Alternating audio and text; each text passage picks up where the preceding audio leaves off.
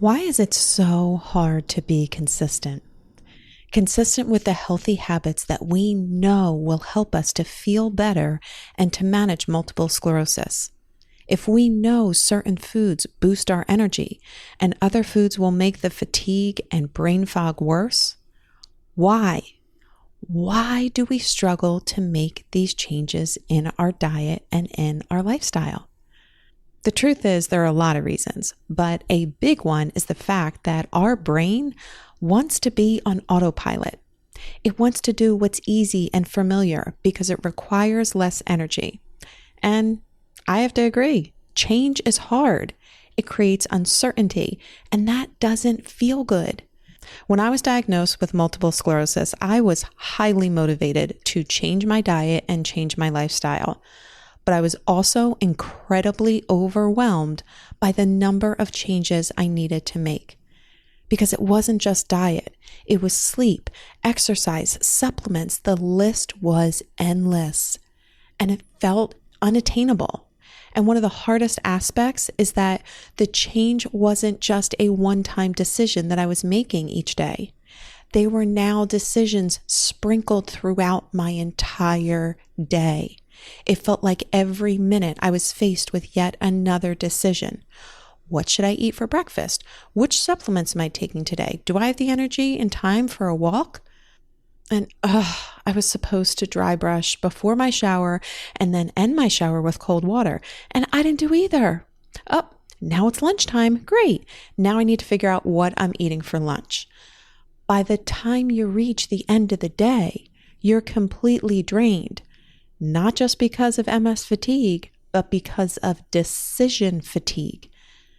And despite the fact that you did make a lot of great choices throughout your day, you didn't make all the changes, so you feel defeated. This is how I felt when I was diagnosed with MS. And if I'm being honest, it's how I often still feel years later. And because I talk to so many of our fellow MS sisters and brothers, I know it's how many of you feel too. Look, these changes are important to make because they can help us to feel better in our body. But the truth is, we have to make it easier to close the gap from where we are now and where we want to be. And one of the ways I find helpful to close that gap is by using a wellness tracker. It's a daily practice that takes 5 minutes. 5 minutes or less to keep you accountable and consistent. So if you are looking for accountability and consistency with managing MS, this episode is for you. I'm giving you a behind-the-scenes look at my own personal wellness tracker, and I'm even sharing a free copy with you to help you get better results on your wellness journey. So I am thrilled that you're here. Now let's get started. And my fellow MS sisters, if you want a more personalized approach to creating your MS diet and lifestyle, check out my private coaching program. It includes a comprehensive assessment, personalized strategies, and lifestyle support. Each month, I only accept 3 new clients. So if you're interested, apply now at alenebrennan.com/coach. Now on to today's episode. There are 1 million people diagnosed with multiple sclerosis in the US. So that makes you 1 in a million. And you have a special purpose in this world that no diagnosis can take away from you. So if you are ready to reclaim your body, mind, and life from multiple sclerosis, welcome to my MS podcast. I'm your host, Alene Brennan. I remember leaving the hospital after I was diagnosed with multiple sclerosis. I was driving through the parking garage and my head was spinning with all of the what ifs and worst case scenarios, along with 1,000 questions and 1,000,000 emotions. I felt so defeated. But I also felt so determined that I was not going to let this diagnosis take over my life. But how in the world was I going to make that happen? The doctor flat out told me MS is incurable and that diet doesn't make a difference. He outright said, eat whatever you want. It won't make a difference. Now, thankfully, as a nutrition coach at the time, I knew that wasn't true. But Were all the diet and lifestyle changes that I had been studying for the last 20 years really going to be strong enough to stand against the incurable multiple sclerosis? I didn't know, but I wanted to give it my best shot. The problem was, because I saw MS as this massive, incurable beast, I kept telling myself that I had to do all the diet and lifestyle changes, and I had to do all of them, not just one day, but every day. I mean, if I keep doing the same thing over and over again, I'm going to get the same results that I have today. Isn't that the definition of insanity? Doing the same thing and expecting a different result? But yet, I couldn't wrap my head around how I could fit all of these recommendations in a day. When, oh, by the way, I already have a life going on. I already have responsibilities and things that I'm doing throughout my day. And now this massive thing just came into my life, not only managing MS, but trying to manage all of these diet and lifestyle changes too. Where is this extra time and energy coming from to make all of this happen? It was a lot. And of course, I did the really helpful thing by telling myself that if I wasn't doing it, it meant that I just didn't want it enough. If I wanted it enough, I would make it happen. Can you relate? But that wasn't true. I wanted nothing more than to stabilize this disease, so it didn't rob me of a single moment or a single memory in my life. I just didn't see how these changes, all of these changes, were attainable. And it turns out when our brain doesn't see our goal as something that's possible, it has a really hard time helping us to achieve it. The bottom line is, I was aiming for perfection, the unattainable, and my brain knew it. It knew that goal of doing everything perfect every single day wasn't possible, so it really didn't try to get there. I had to set a realistic goal so that I could believe that it was possible and I could get my brain on board with making it happen. You have to believe that your goal is possible. So let me ask you, right now, can you visually see yourself living the lifestyle that you want? Too often, we paint this picture of perfection in our minds, and we don't believe that we can actually get there. So as much as we say we want to change our diet and do all the things, there's an internal resistance because the picture you painted is not realistic. So what I started to do was let go of this disillusioned day of perfection that was so far off in my future. And I started to see how I could just make better changes today. And I started to see how I could make today better. Even if that was simply eating one more serving of vegetables today, or just getting to bed 15 minutes earlier. I started to see the steps that I could make today to feel better tomorrow. But as small as they were, I also needed a way to keep them from getting lost in the busyness and distraction of my day-to-day life.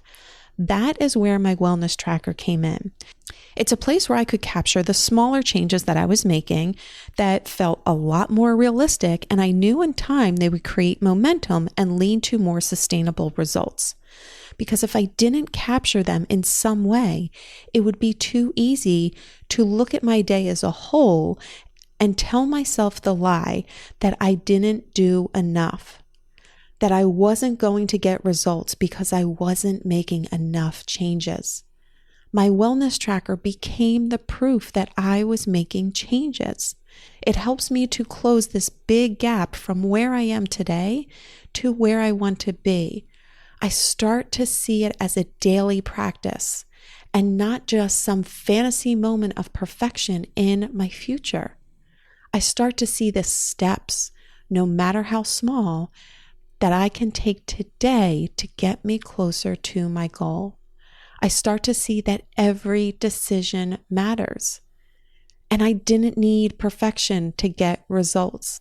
My wellness tracker really just helped to take my focus off the idea of perfection and helped me to focus on my daily progress. My friend, that which you focus on gets bigger. You hear me say it all the time because it's true. That which you focus on gets bigger. If you painted this picture of perfection for yourself and you're constantly beating yourself up because you're no closer to perfection today than you were the day that you got diagnosed with MS. If this is what you're dealing with, it's time to let go of this lie.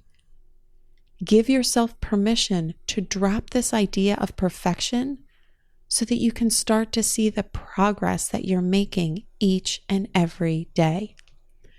When you use a wellness tracker, it helps you to see the smaller daily successes so you can celebrate them. And again, not have them getting swallowed up by the overwhelm of trying to make every day perfect. And a wellness tracker can also help you get out of slumps that we all inevitably fall into when life starts veering us off course.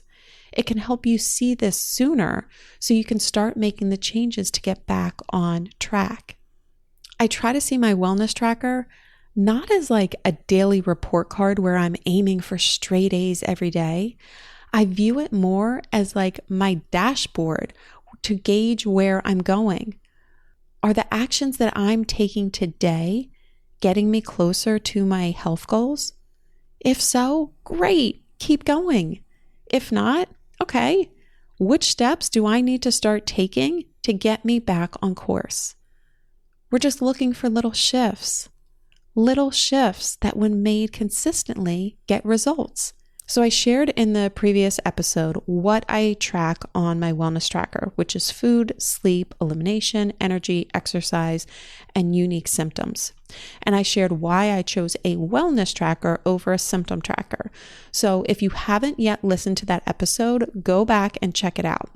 Now I want to share with you what a typical day looks like for me using my tracker.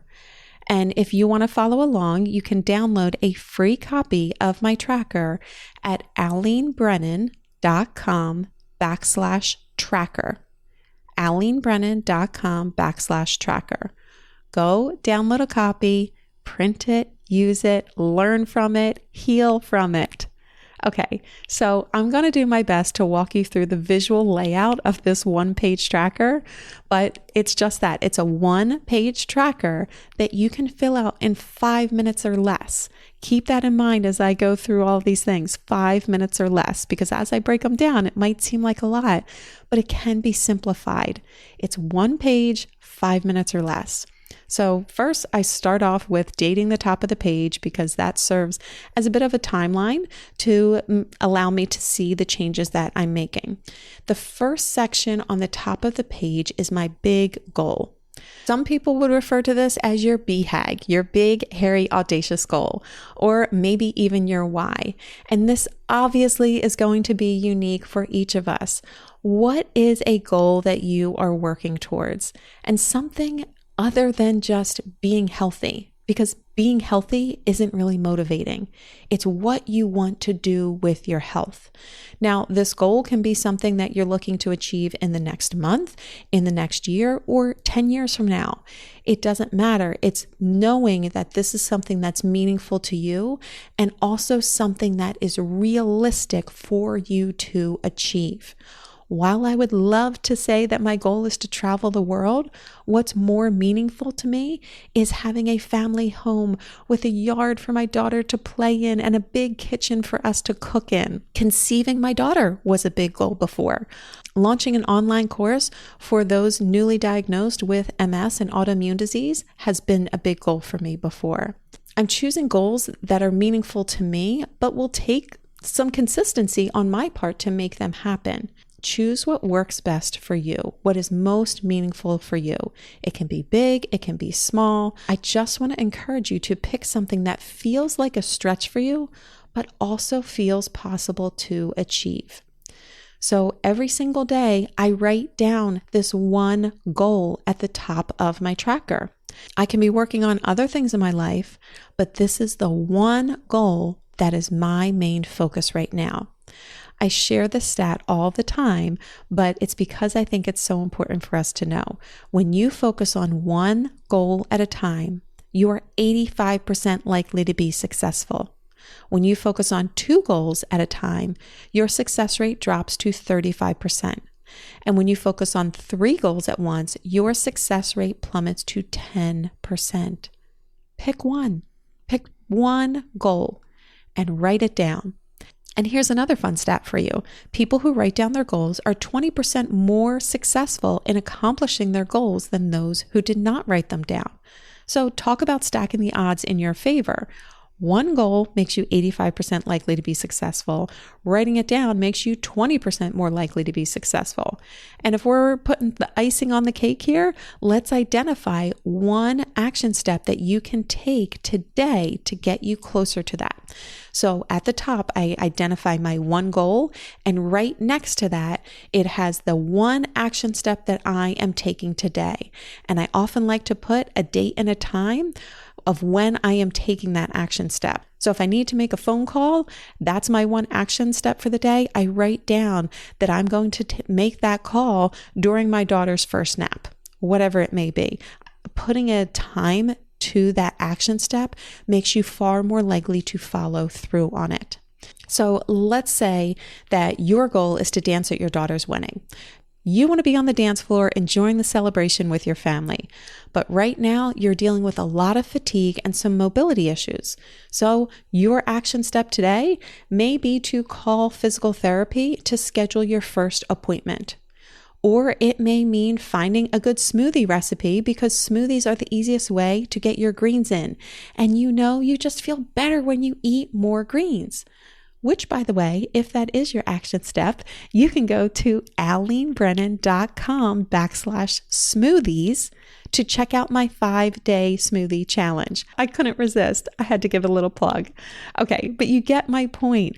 You have one goal with one clear action step, and you identify when you're going to take that step that day. That's at the top of the list.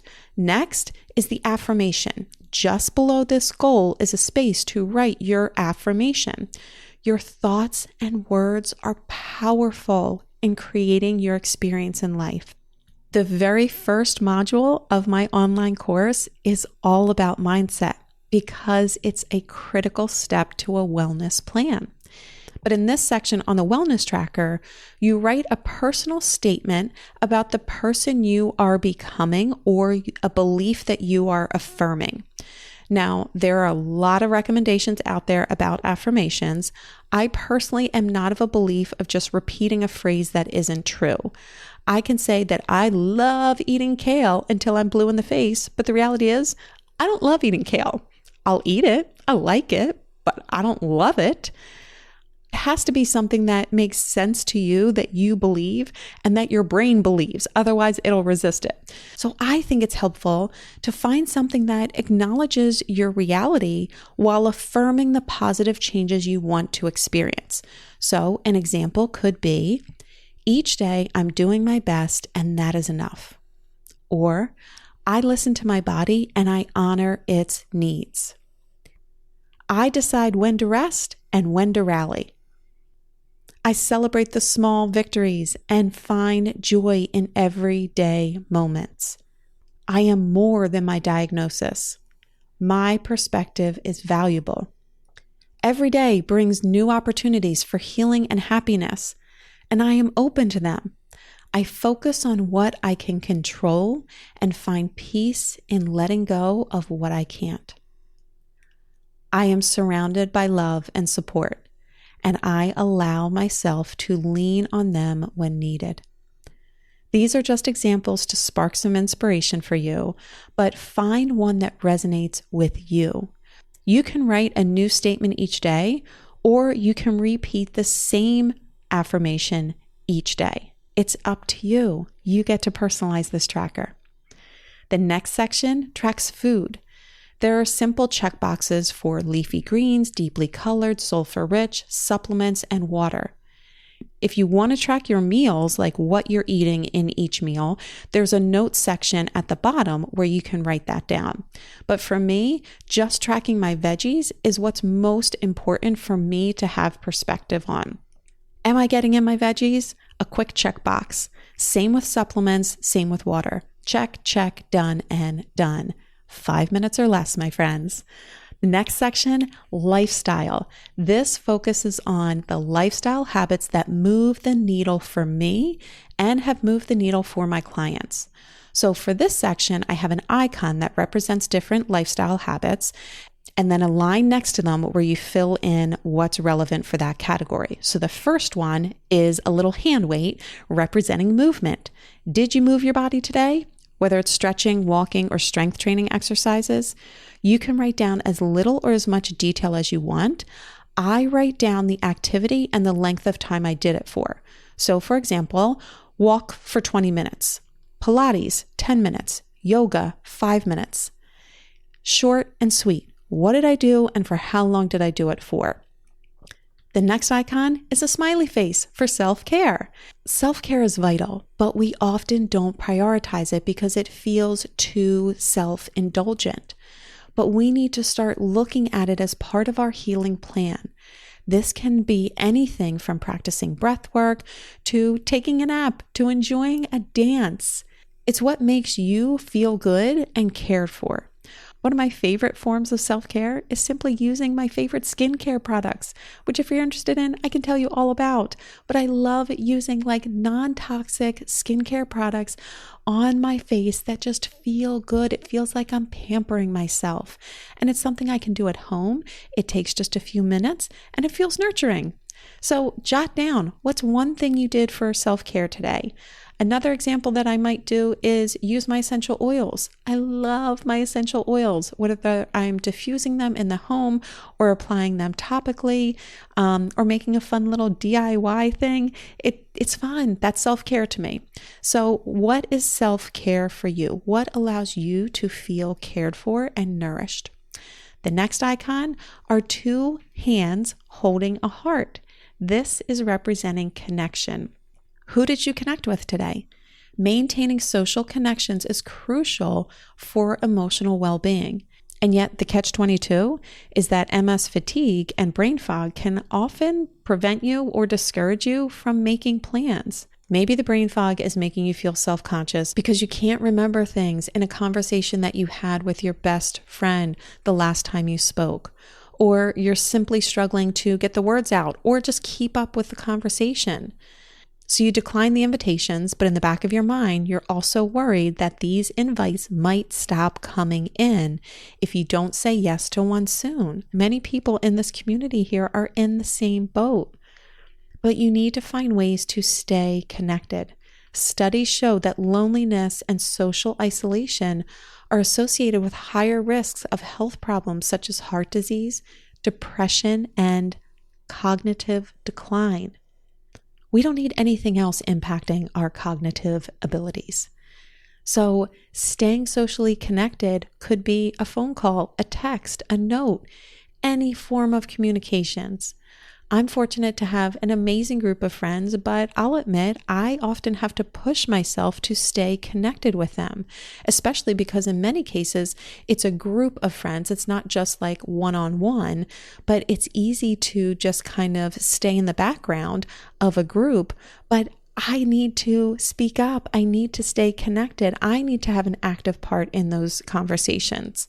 And I mean, the busyness of our lives is enough to create distance between our friends. That's why I put it in my tracker. I try to connect with one friend a day. Now, that might be a little aggressive on some days. So maybe you set a goal of connecting with 2 friends a week. It can be, again, a text, a call, voice messenger like the app Voxer or Marco Polo. I love those apps.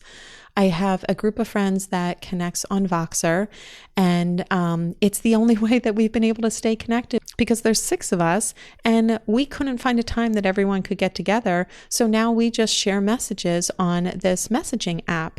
And the beauty of it is that you get to stay connected with friends without having to meet up. Now, those in-person meetups are important important, but something like this can help to bridge that gap. Or there's another app called Marco Polo, and that is the same concept, but there's just a video component to it.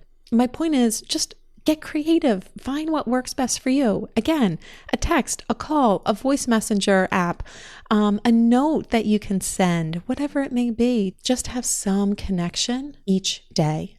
And even if on the days that you're really struggling, just play this podcast and allow me to be your person. I want you to connect with other people too that have like real live interactions, but at least have some touch point of a connection each day. Okay, next up, we're going to take a hard turn from social connections to elimination.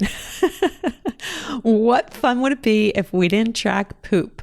We talk about it and celebrate it. Poop. Are you going daily? Are you pooping pebbles or are you pooping snakes? We're friends here.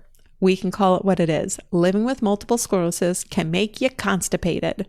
It could be lack of hydration, poor gut health, lack of physical movement, magnesium deficiency, side effects of medications, or just one of the many joys of living with MS.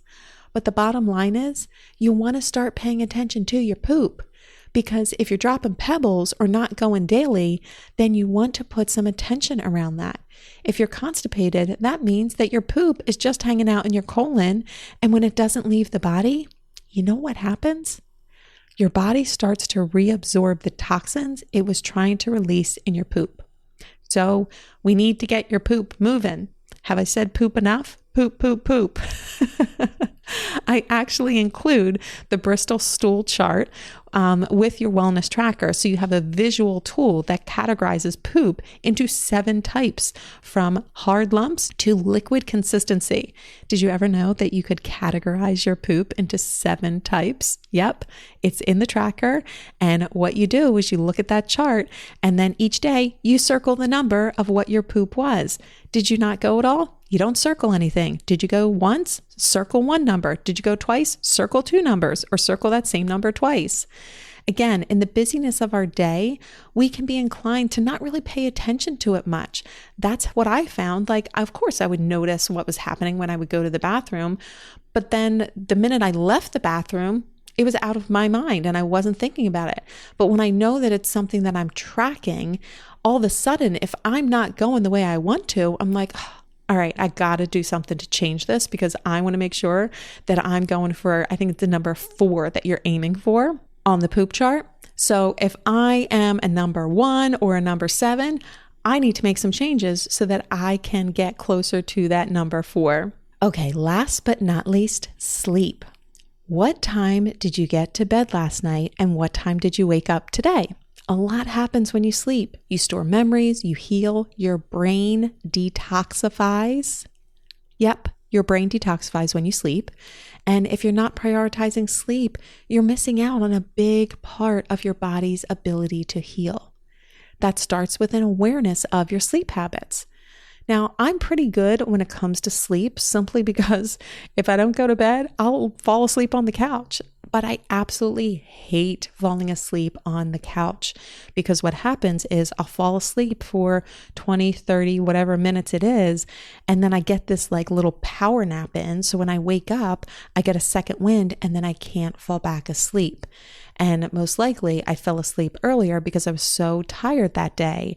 And then I get frustrated because I'm laying in bed. I've been tired all day. It's finally my opportunity to sleep.